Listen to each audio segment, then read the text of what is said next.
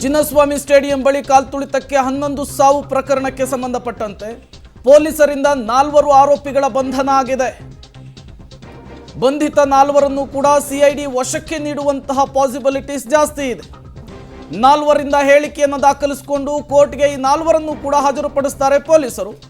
Case file ಸಮೇತ ಸಿಐಡಿಗೆ ವರ್ಗಾವಣೆ ಮಾಡುವಂತಹ ಸಾಧ್ಯತೆ ಇದೆ. ಪಬ್ಲಿಕ್ ಟಿವಿಗೆ ಪೊಲೀಸ್ ಮೂಲಗಳಿಂದ ಮಾಹಿತಿ ಸಿಕ್ಕಿರುವಂಥದ್ದು.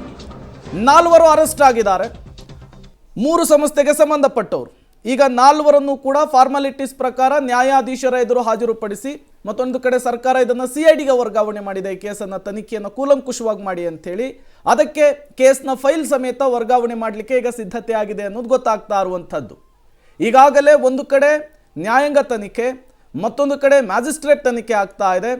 ಮಗದೊಂದು ಕಡೆ ಈಗ ಪೊಲೀಸರು ಕೂಡ 4ರನ್ನು ಅರೆಸ್ಟ್ ಮಾಡಿ ವಿಚಾರಣೆಗೊಳಪಡಿಸಿ ಅವರನ್ನು ನ್ಯಾಯಾಧೀಶರ ಎದುರು ಹಾಜರುಪಡಿಸಲಿಕ್ಕೆ ಸಿದ್ಧತೆಯನ್ನು ಮಾಡಿಕೊಳ್ತಾ ಇದ್ದಾರೆ. ಮುಂದಿನ ದಿನಗಳಲ್ಲಿ ಈ ಪ್ರಕರಣ, ಈ ತನಿಖೆ ಹೇಗೆ ಸಾಗುತ್ತೆ ಅನ್ನೋದು ತುಂಬ ಮುಖ್ಯವಾಗ್ತಾ ಹೋಗುತ್ತೆ.